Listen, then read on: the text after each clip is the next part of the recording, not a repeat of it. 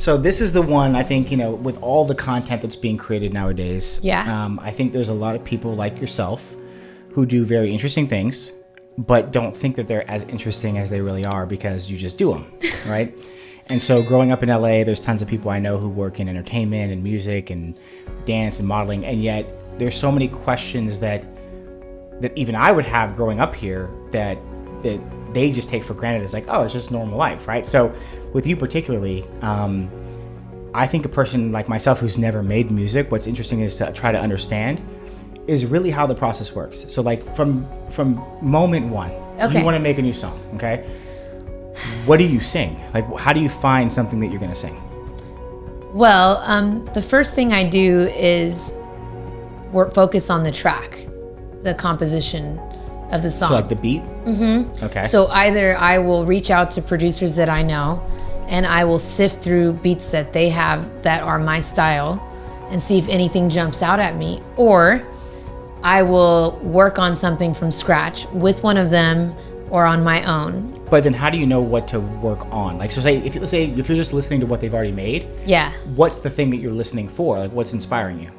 It's just something that I immediately start singing on, like naturally melodies just start coming out of me when I hear it. And it's something that I could imagine myself performing on stage. So if I hear a song and I can't imagine myself dancing to it and it's not in the key like that I sound best at vocally, then I won't fuck with it. Okay?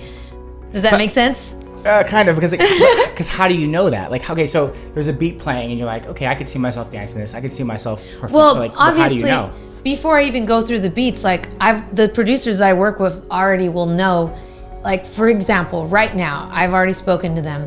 They know that I love 80s synth sounds. I'm very inspired by the 80s. I love synth pop. I also love new wave, but I also love trap drums. But I also love pop melodies, popular melodies. Pop means popular. Yeah. So melodies that are catchy, that are forever, that just get stuck in your head. So I want an infusion of all of those sounds, really good trap drums because I want people to rock out at my concert. I want like 80s synth sounds it's hard to say, because I feel like it's very nostalgic. Yeah.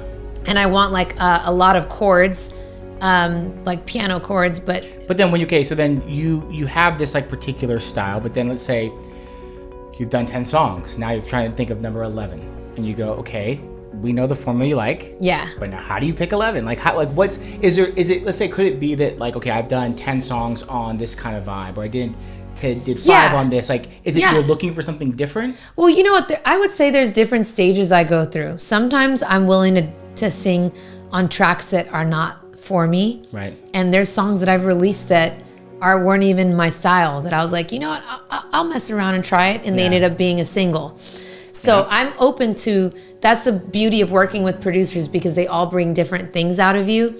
But like, for example, right now, because I'm about to working on my next album, I've been studying and listening to music for the past 6 months like crazy, and looking for things that inspire me. And I've also been going back to what inspired me as a kid, and I'm thinking, okay, how do I bring all of that inspiration and put it into a new song and deliver where I'm at right now? Because generally when I write a song and sing a song, I'm writing from experience of stuff I've been through.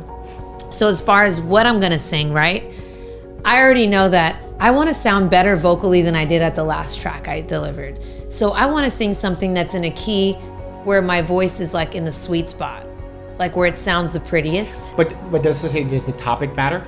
Like, let's say if it was something that the topic doesn't matter. It wouldn't matter. Like, so if it's a love song or poppy song, it doesn't really matter to you. It doesn't really matter to me. So then how do you pick the actual lyrics? Like, how will that happen? I think the songs kind of dictate themselves. Like, so when you find the track, you know, and you just start writing to it, for some reason, you know, I feel like it's like I'm an open channel and I get these inspirations. Like, for example, there's a beat I've been working on with my brother Les, and I was just kind of like freestyling, recording myself, and I started singing about a cousin that we had that passed away, and talking about the memory of like people that have passed on, and a lyric kind of just came out that like was really cool, and I was like, oh, thank God I recorded that. And then I go, oh, wouldn't it be great to write a song about those that have passed on and how you still think about them in the good moments?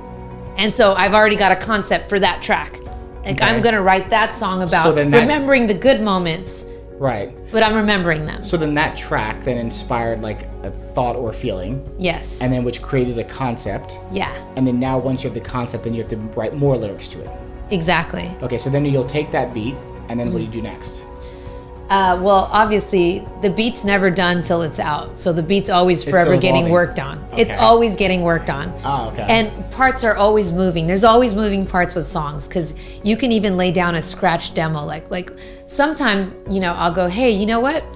I got like some melodies in me. Let me just like lay them down so we got the melodies down. Well, I might like listen to that, recording over and over and go, I like this part. That part's not so strong. I like this part. So those 3 parts, let me get like really good lyrics to that, and then I'll fix the parts that I don't like.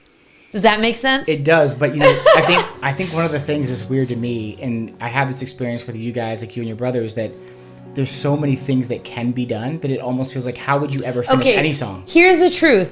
There's a million different ways to do a song. Right. You can start on the piano, which I've done that before. Yeah. You can start with a thought. You can start with a dream. It can start with hearing another person sing a song that inspires you. They're all so different. They all have their own journey.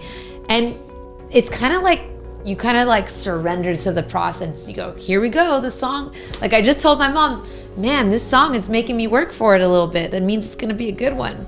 Because there's some songs that happen in like an hour and you're like, I already wrote it. It's so dope. And then there's some songs that take a week or two.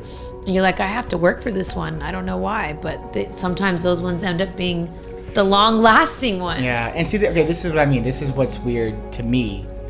I'm also even working on hiring new songwriters to like work with me and finding the right people that gel with me right now. It's interesting. It's such a process that because again, for the average person, again, we see the finished product. I hear the song, I hear the beat, okay, it's good, and I'm like, this is fucking dope, like great, right? But I didn't see the evolution of the beat. I didn't see the evolution of the lyrics. I didn't know that you made the chorus first. I didn't know any of that. Yeah. So then how do you know that, like, okay, how do you know that you're done? How do you know that you go, okay, this chorus and this beat and this lyric, I'm not messing with anymore? Yeah, there comes a point where you hear it, and I feel like for an artist, it's never done, because we always want to go back and go, ooh, I could have sang that just a little bit better. Right. Ooh, I could have added like 3 more harmonies and it would have been fuller right there. Yeah. Just as an artist, like I know even Ricky, my husband, does the same thing. Like we never feel like the mix is never over. Like there's a picture of a skeleton that's like working on a mix. He's like still working on the mix or something. I'm like, that's so true. Yeah. But there comes a point where you have to go, hey, the song delivered itself to me, and like I gotta let it go and like let it go be delivered to other people now and move on to the next song. Okay. So then, now let's say you've done that. You got your beat, your chorus, your lyrics, everything. That song's good. Mm-hmm. Do you think of the next song that you're gonna do in conjunction with that first song, or are they completely separate thought processes? I generally try to make sure that if I'm working on an EP or album that they have the same style, like they kind of go together, even if they're different. They all have like a little touch of 80s in them, or they all have trap drums, or they all have something kind of tying them together. So then even if it's my delivery on them, Right. So how do you do that? Like, how do you then think about that process? So I go, okay, I did this song. I think it's great. Could be better, but it's pretty great. Well, how do you then do the next one? How do you pick I'll share with what I'm doing right now. Like right now, I'm working on just making beats with my brother and different producers. I've been picking out different productions. So once I get a ton of productions, then I'm gonna like, okay, cool. Out of all these, let's just say I have 20 songs. What are the best like 2 songs? Okay, let me focus on those 2 songs, get them written, do demos on them, and then maybe I'll just go through and do demos on the top, 5 to 10. Out of those 5 to 10, the ones that are like the most catchy, and I may play them for a few friends and some family members, the ones that I'm like, whoa, I can't get that song out of my head, I'll go back and re-record those for real, like, because it's just a demo. Then I'll practice my vocals and do it again so I can get like, okay, that's that one, and now those are just eligible to make the cut.